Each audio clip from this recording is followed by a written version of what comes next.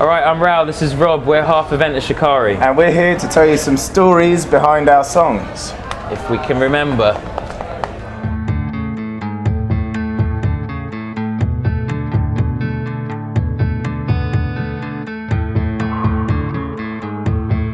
Well, I think it was one of the earlier ones because we demoed it, we put it out.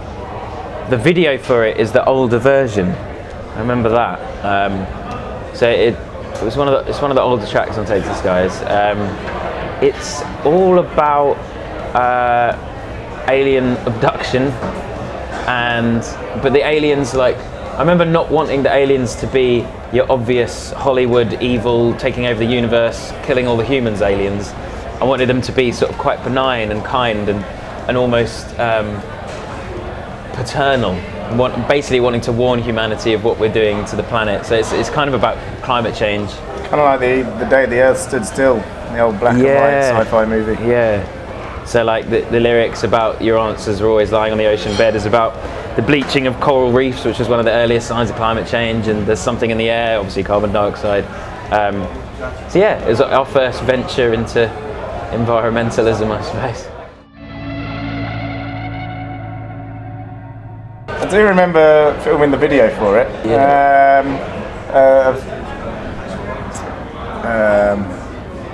Lawrence Hardy, a friend of ours. We filmed it in the grounds just near his parents' house, which is just like on the outskirts of St Albans, just off the M1.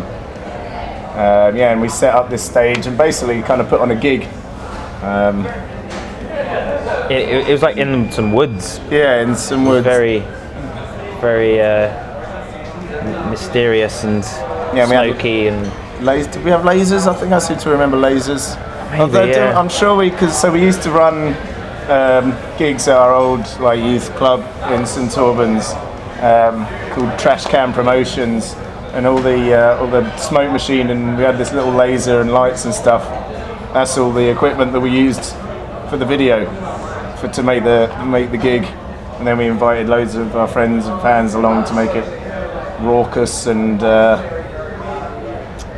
was a good time. And fun. It was a good time. Yeah, it was one of those ones. It was like one of our first video shoots. So it didn't really have a storyboard or a script or anything. It was just like, right, let's just play the song 100 times and get loads of different angles of it, and we'll hopefully have a video out of it by the end of it. And so it went on quite late. And I remember we did the Zip of Death, which is like where everyone parted down the middle, and then the camera.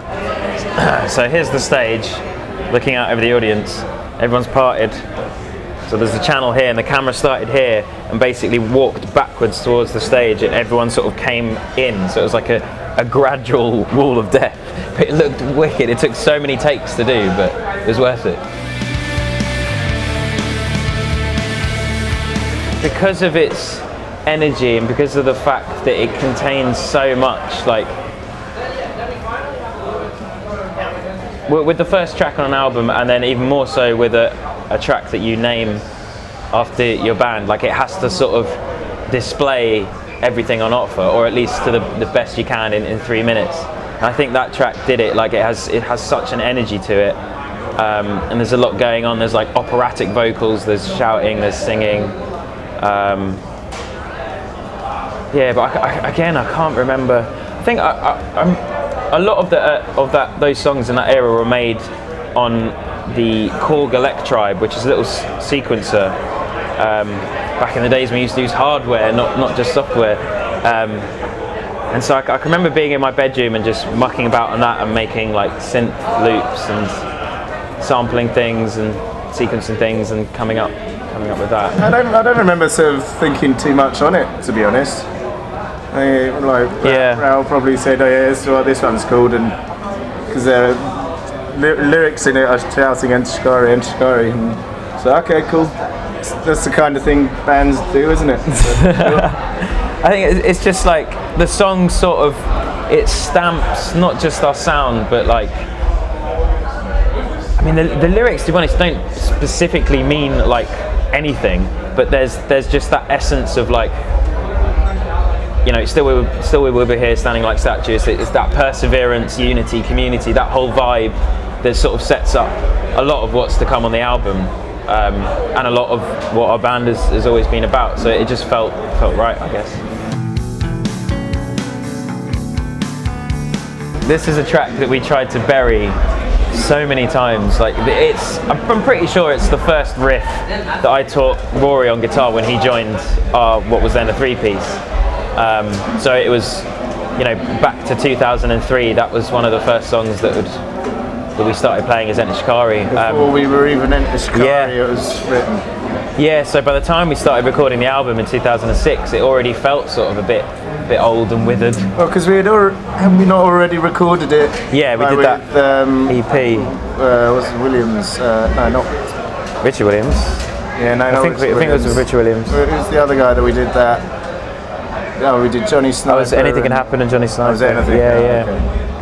Okay. Yeah, so by the time it was on the album, we wanted to sort of we put it right at the end of the album just to try and, you know, tuck it away, and then I think we released... So we released a single. We wanted OK Time for Plan B to be the A-side, and Sorry Not to be the B-side, but our manager persuaded us to at least make it a double A-side, which we did, which I guess was a good thing, because then Sorry Not just completely took over Plan B. Yeah, I think it was quite naive to think that Plan B would ever be like a radio, a radio played track, and yeah, Sorry Not just kind of grew exponentially and became the sort of defining song of that album. Really, we dropped it for like about 9 months, maybe 2 years ago, and it felt like just something we had to do because it was becoming so routine. It's really hard to put passion into something you have done night in, night out for 10 years. And that 9 month break from it just did like the world of good. Like playing it now, it just feels right again. It feels honest, it feels genuine, and I'm loving it again. So it was a necessary evil to drop it.